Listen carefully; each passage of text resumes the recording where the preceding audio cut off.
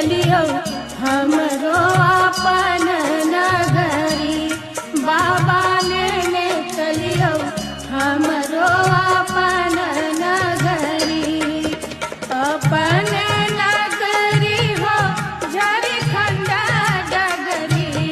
बाबा ने चलियो हमरो अपन नगरी। बाबा ने चलियो हम